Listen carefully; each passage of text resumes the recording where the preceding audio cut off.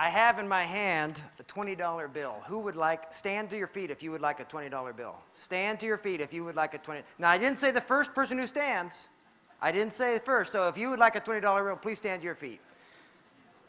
Now, I didn't say the first person who stands will get it. In fact, I didn't say anybody was going to get it. I just wanted you to stand to your feet if you wanted a $20 bill, because I needed you to stand up and get your blood flowing, because you haven't had 30-30 time, have you?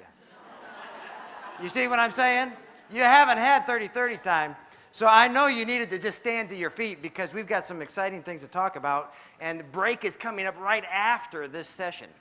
So we've got break right after the session. So if you can hold with me for 30 minutes, we're going to have some fun. And we're going to talk about some training issues, some ideas that you can take back with you and share something new with your people. Because every year, they need to see something new, right? Every year, they've got to see something new. So I've got 3 things I'm going to share with you today. We're going to talk about transitional slides. We're going to talk about training posters and word pictures. All right? So transitional slides, before I get to that, some of these are great ideas that I've gotten from you. Some of these are things I've come up with, but I want to keep getting great ideas from you. So send me your good ideas. Email me with some good ideas. You're going to see some pictures. If you've got good pictures, send me your good pictures, all right? The things that you're going to see, we're going to have on the website, so you can download all of the stuff you're going to see. It'll probably take me about 2 weeks to finalize all the notes, but it'll be there. So you can get it, and you share with me your stuff. Transitional slides. They're not training slides per se. They're just slides you're going to show between the training, transitioning from section 1 to section 2, from your section 3 to the break time. Just something to put in between. Lighten it up, give it some humor, give it some intrigue, give it some mystery. So they're just going to be transitional things, which means they could be a little odd, because I like odd things. And that's what I find. So, for instance, if you're going to take a snack time, a little break time, this is a good transitional slide. You just finished section 3, and it's going to be break time, and there's food that they can have. This leads right into eating, right? Because everybody's got to eat. If you don't like that one, don't use it. But there's other ones, okay? In fact, this next one you might want to use, but you might not. If you have a good, strong confidence and a good, strong personality, you don't mind saying you've got a big mouth. If you don't want to say that, you don't have to. There's other ones that you might want to use.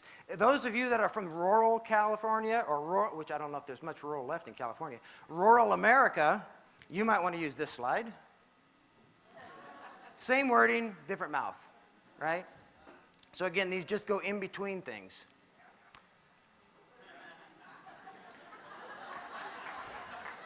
We've got our undergarment adjustment break coming up. Even Darth Vader needs a little time, right? I mean, we all do it. Come on now.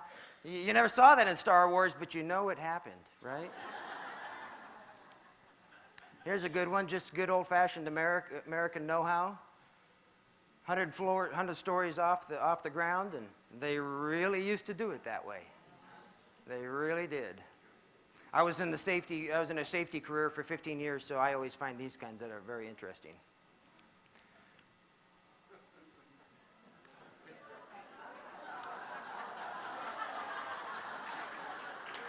At the bottom it says, finally a real pot at the end of the rainbow, right on the outhouse. Now, again, we're in a very nice hotel here. Did you notice how nice the bathrooms were, right? When you go to camp, sometimes they're not as nice as that. Trust me, what's at camp is better than the Blue House, okay? Because I was in construction for 15 years, so whatever you've got at camp is still better than the little Blue House. Now this one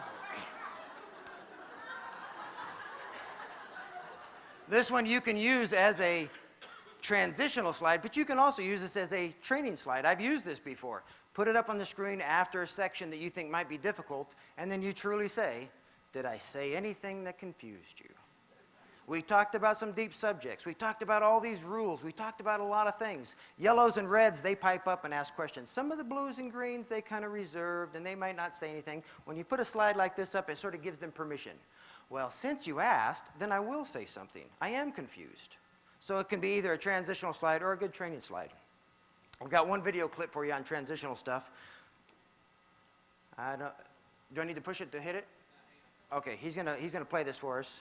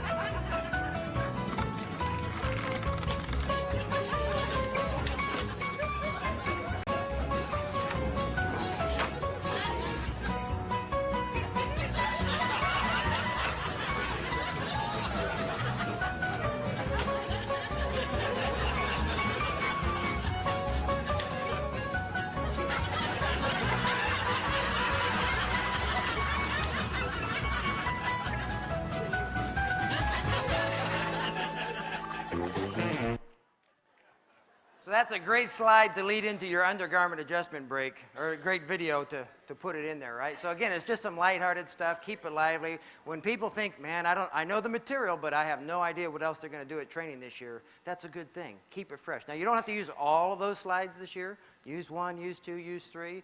Save a couple for next year. If you think you've got something that's good like that, email it to me, and we'll keep bringing up fresh stuff. My next item for you is training posters. Wayne threw an idea out last year, said, Jeff, we need some posters to decorate these rooms with. Come up with some posters of some kind, something that we could use. So I came up with a few slogans that I've used over the years, a few Doris Sanford slogans, Becca Cowan Johnson. I've got her slogan on one of these posters. And what we did is we just came up with these laminated posters. I put together about 30 of them and then sent it to some camp directors and said, what's the best 10? So had several camp directors vote on the best 10. So we came up with 10 training posters. This one says, how's this going to sound to social services? Just a good little thing that you can hang on the wall and just as a constant reminder of there's a lot of things we need to remember, and sometimes you say it verbally, sometimes you just hang it on the wall, and it really speaks to people.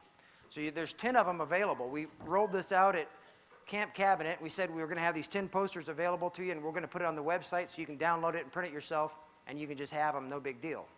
And a couple of camp directors said, Jeff, if you can do a volume pricing, I'm willing to pay 20 or 30 bucks if you can get them all laminated and all ready to go, and I can just take them home with me. And then I don't have to download them, I don't have to print them, I don't have to laminate them. So we got them all done. There'll be both options for you. If you want to save a few bucks, you can download it off the website and print them yourself. Otherwise, we've got 10 of these laminated, different slogans on each of them for $20. So 10 posters, that's $2 a piece. You can't get it that cheap at Kinko's. So in the merchandise room, you'll find a tube like this, and inside this tube are 10 of those babies wound in tight. So be careful when you take them off. Put on your goggles when you take those things out. They're going to spring out at you like the old snake in the can routine. They're in there. All you got to do is they'll be a little curly, but you can just lay them flat, stack a couple books on top for a week or so, and they'll be good as new. So we've got all kinds of slides, all kinds of slogans on there. Let's talk about it for a minute. One thing, it'll help decorate your room a little bit, no matter what the theme is. But more importantly, you can reinforce training with these posters. Let's talk about it. Here's one of them, you'll see. This is not a church camp for church kids. This is community camp for community kids. That little poster right there says a lot. It says a lot to your people who have gone to junior high camp and have gone to youth camp and have gone to kids camp. We're still going to camp, and it looks a lot like kids camp, and it looks a lot like youth camp, but it's really different from church camp. They need to know it's really different in a lot of ways. They need to know these kids are not church kids. They will not speak like church kids. They will not act like church kids all the time. They will say things and do things that church kids don't typically say and do. They need to know that very clearly. And this helps. It just helps you when you're training them. This is not a church camp for church kids. I've even used this slogan when I go out fundraising. It's a great slogan for fundraising. Don't worry, you're not giving your money to a church camp for church kids. You're giving your money to a community camp for community kids. Oh, so it's a good deal. Social services, you saw that one. Here's one. I planted, Apollos watered, God was causing the growth. Now this one, hopefully, for some of you, you'll get it right away, how this applies to Royal Family Kids Camp. Some of you may be saying, I don't get it yet. And that's the point. For you to put it up on the wall, and your people will be saying, I don't get it yet. What's the tie-in? And then their mind is thinking, while you're training, I don't get it. When are they finally going to tell me what that poster means? A little mystery, a little intrigue is sometimes good. Then at some point you can go over to that poster and explain what it means. I'm not going to tell you today because inside this tube are the 10 posters, but also a set of notes that go along with each poster with my explanation inside the tube. So if you want to know, you're going to have to buy the thing or download it for free because we want to be cautious of your camp budgets. So it's a great little poster. Let's talk about some ways to use it. My camp notes are going to look something like this inside that tube. A little picture of the poster on the side and just a few sentences, a paragraph of how I would explain it or what we think it's about. So you'll be able to use that. Ways to use your posters. Please don't just stick them on the wall and then say, read this one, read this one, read this one, read this one, and then check it off your list. That's not the best way to use it. You can do it that way, but it's not the best use. So do more than just read it. When an idea comes up and reminds you of that poster, then you can highlight that poster and reinforce the idea. All right? The idea may come from a section that you're training in the manual, or it may come from a question from your counselor or staff. For some of your posters, you might want to do this. I love to put posters on the sides and the back of the room. And then I get to walk over to the poster. So every once in a while, if you've got 10 up, maybe you only find 6 that you really love. Put 6 up, that's fine. When something comes up, somebody asks a question, and you think, oh, that poster over there ties into your question. You walk over to that poster. Walk all the way around them. What happens when you walk down the side of the room? Everybody's eyes turn, their body starts to turn. What does that do for your training atmosphere? It makes them focus in. Oh, why is he going behind me? What's over there? Why is he moving? What if all you do is stay up here for 8 hours or 10 hours? They start to zone out. So once in a while, walk over to the side. When you get over there, ask someone else to read it. Hey, Joe, what's the poster say? Joe's got to be ready because he might get called on, right? So ask someone else to read the thing. Ask the group what they think it means.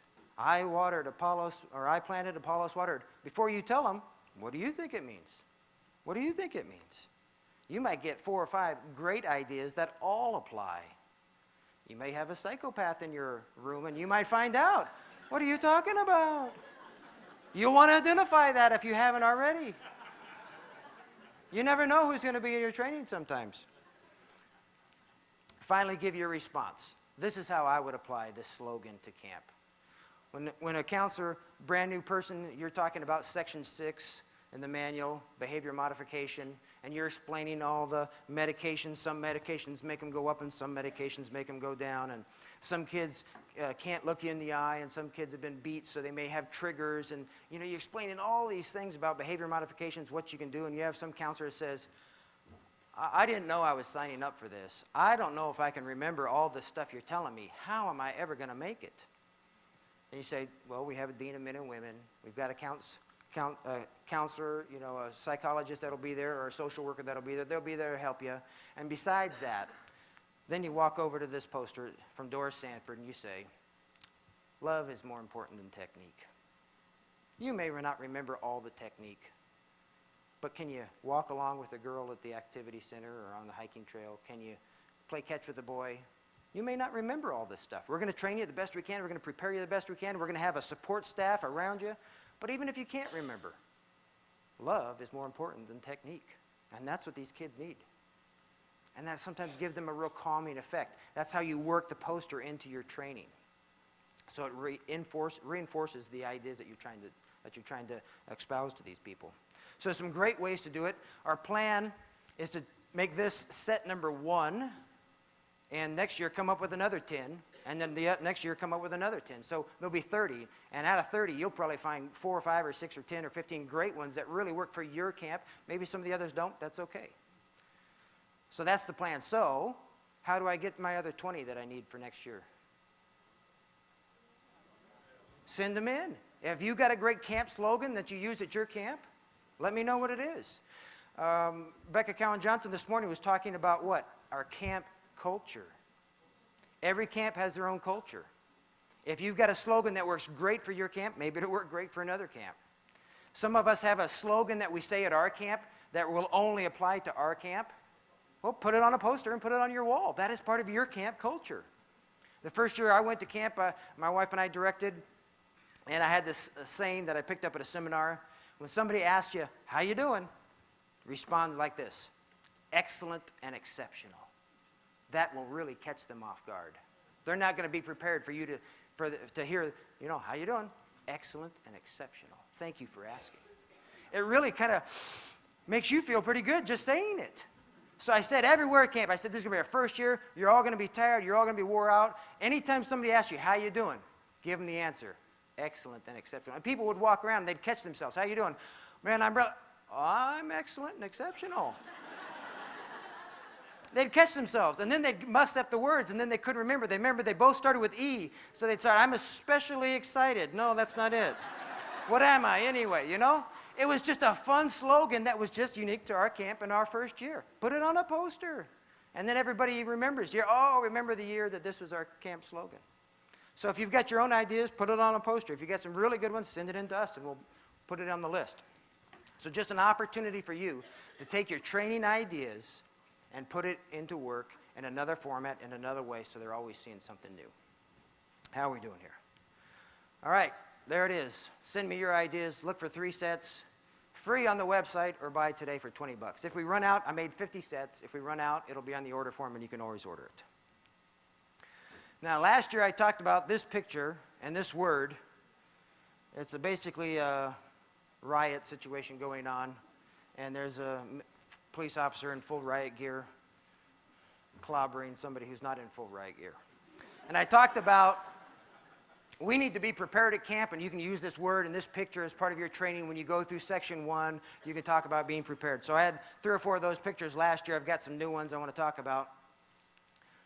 Here's a great picture and a great word: exploration. What does a kid do when you give them a microscope? They look at everything, and what do they look at? All the stuff they've seen before. They just want to see, what does it look like under a microscope? They look at their fingernails and a pencil and a penny and all the ordinary things of life, because the ordinary things of life look a little different under the microscope. So do this with your camp people. Put them in training and say, this year, instead of reading through section 1, what I'm going to do is I'm going to take this table, and I want all of you to look at section 1 and I want you to explore section 1. And I want each of you to find something in there that you've never heard in training. I want you to find something you never heard it. Where did it come from? Why didn't they ever say this? We as trainers, we hit these high points that we think are high points, and so some things never get spoken.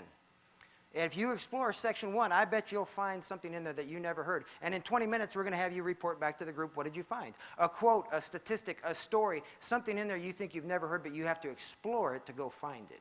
Then you take the next table. You guys go over section 2 and explore section 2, and everybody finds something in there you've never heard in training.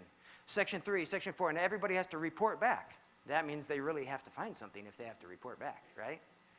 So then they can stand up and say, I found this great quote in section 1. I found this in section 2. I've never heard this in section 3. Or maybe they say, I heard this, but it was 3 years ago.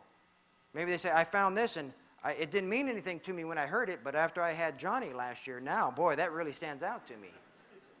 Explore the manual. You'll find stuff in there that seems to be brand new. Flexibility is our next word. 3 Thessalonians says, blessed are the flexible, for they shall not be broken.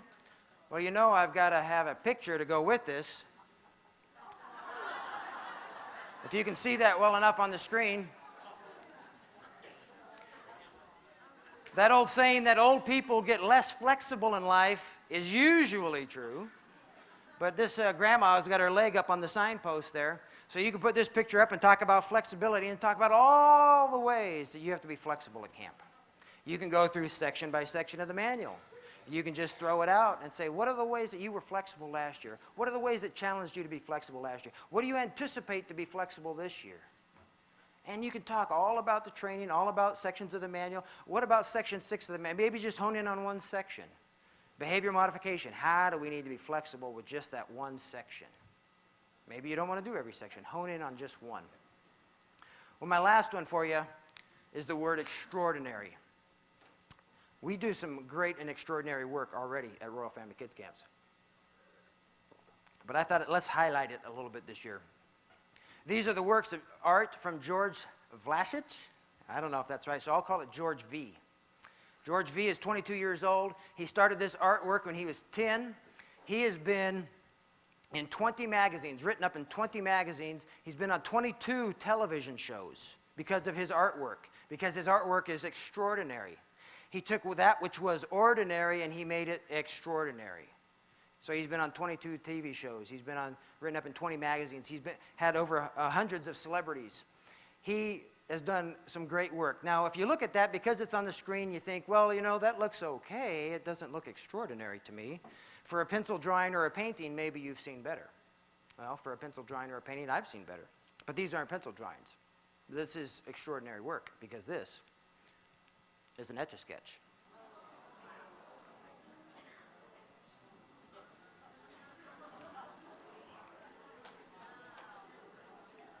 Did you guys just hear what happened in this room? That sound is the sound you want to hear at camp. That was a wow moment. We talk about moments that matter. What you just heard in this room was a wow moment. And if you do extraordinary things, you will hear wow moments. George has done something extraordinary. He took the very ordinary up, down, right, left, and he has done extraordinary work. That's why he's been in 20 magazines and 22 TV shows. But he took the ordinary and made it extraordinary. And if we can take the ordinary things and make them extraordinary, we too will get wow moments at camp. And I just want to start out. We already do some great and extraordinary things at camp. That's why we get the results we do. So let's start with the basis that a lot of what we do is already extraordinary. But let's break it down a little bit. Let's break it down. My life motto, before I got involved with Royal Family Kids Camp, I had two. They were very simple. Whatever. That was my life motto. My sister got me a t-shirt for my birthday. Whatever. My other motto was good enough. I'm a green in my personality, although I can vary at times. But I'm basically a green, as Glenn Garvin would argue is the point sometimes. But I always thought those were good mottos because I don't offend people and nobody gets upset. And if they offer me something to eat, I always say, whatever, because I'll just eat whatever you put on my plate. And I always thought it's good enough because, it's good enough. It'll work. So I was just real easygoing and laid back, and it's a great way to get through life. In fact, I told my wife one time, I said, life is a lot more satisfying if you just lower your expectations. I mean, isn't it? All right? In some ways, yes, but in some ways, no. Because I began to look at my life. In business, at work, we started studying books like Good to Great and other leadership books, and I got involved with Royal Family, and they were always talking about operational excellence.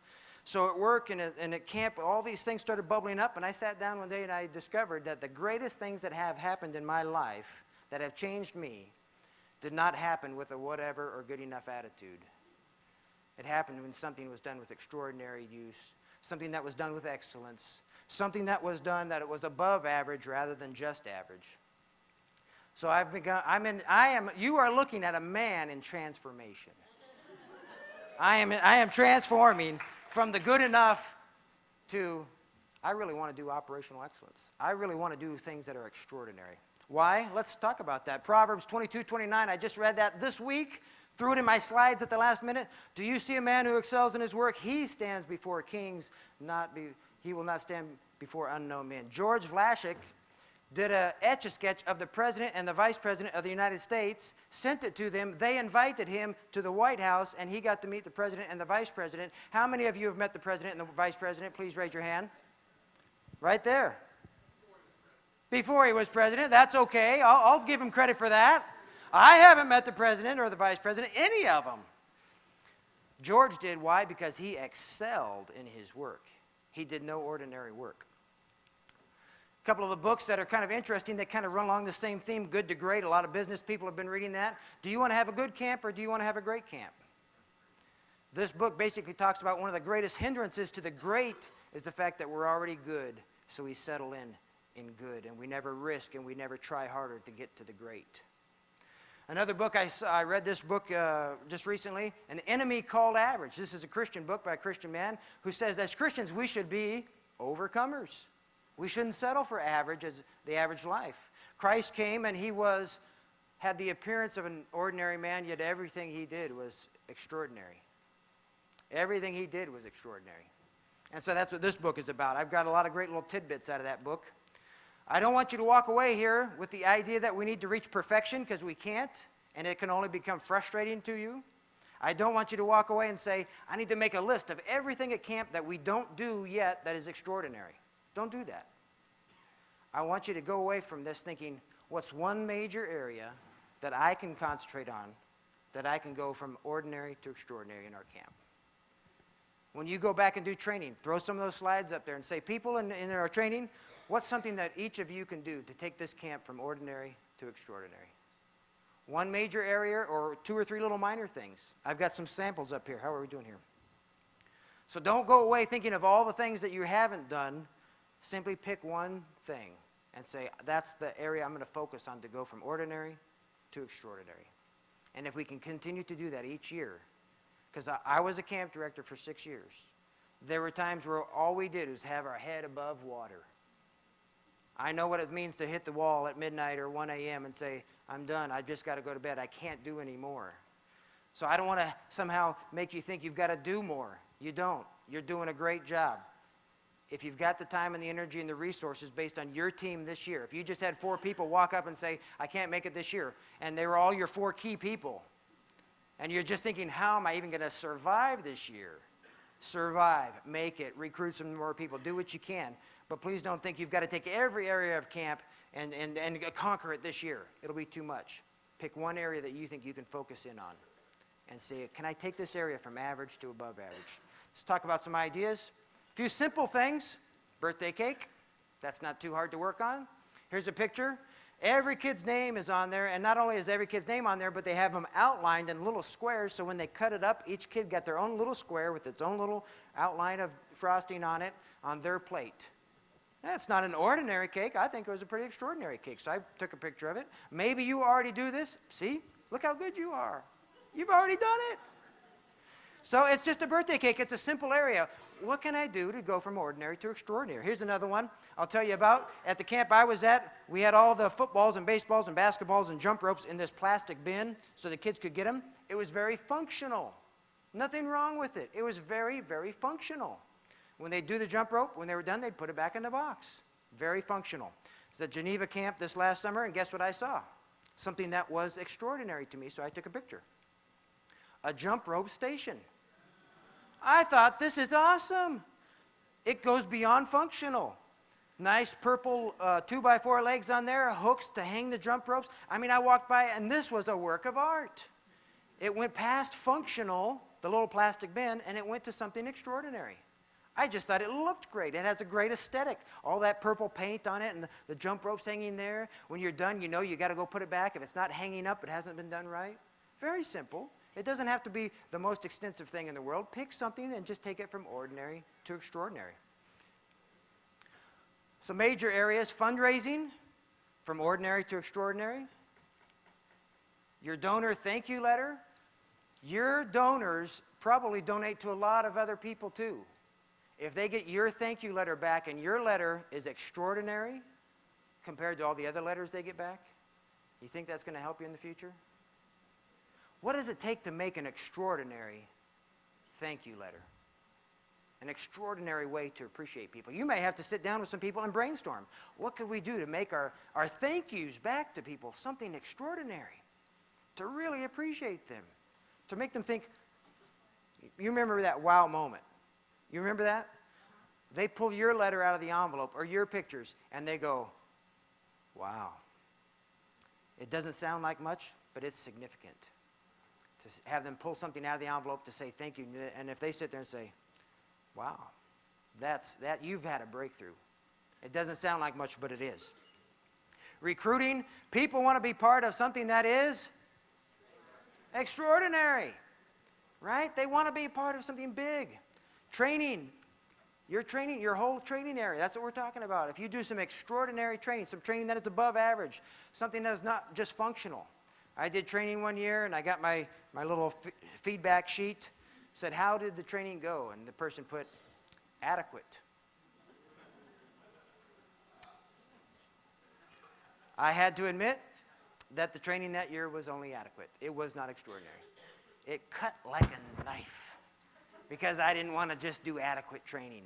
But that year, that's what it was, because we were overwhelmed. We had 4 kids. We didn't plan ahead, all those issues. But that spurred me to say, I don't want to hear adequate in my evaluations anymore. Registration. Let me leave you with this thought. I've got 2 minutes. Registration may be an area you'd like to concentrate on this year. Why? It's the first impression those campers are going to have of your entire organization. For the first-year campers, they're going to come in. They don't know you. They've never heard you. They don't know where they're going. And what they see at registration is what they're going to be thinking about on that entire bus ride to camp. We know we're going to impress them once they get there, but on the bus ride, all they know is what they've seen. So if you do a very functional registration, that's what they're going to be thinking about on the bus. If you can do something extraordinary at registration, that's what they will be anticipating the rest of the week. The other reason to think about registration is, who else is at registration besides the campers? The foster parents, the guardians, the social workers, whoever drops those kids off. And all they're going to know all week long is what they saw at registration. And if they saw something incredible, they're going to go back thinking, we know little Johnny and Susie are going to have a powerful week because it will just come from what we saw at registration. Right? It doesn't mean that if it's just functional that they're going to go back and think they're going to have a bad week, but they're going to walk away. We're seeking a wow moment from those foster parents when they walk in. If they walk in and they're walking around registration and they say, wow, you've just done something big. So what can you do at registration? If I had another half hour, I'd have you break up in your tables and teams. But you can do this when you get back. What can you do at registration to capture a wow moment? What can you do? What can you do to break down your camp? Don't make a list of all the areas where you haven't excelled yet. Make a list of the things that you say, right now this is ordinary. I want to make it extraordinary. What can your activities person do to make their area extraordinary? What can your drama people do to make their area extraordinary? We don't want to dump more on them with time and available resources and everything else. We want to simply invite them to seek and reach for something extraordinary. And when we invite them to seek something extraordinary, a lot of people will rise up and they'll want to do it because extraordinary changes lives.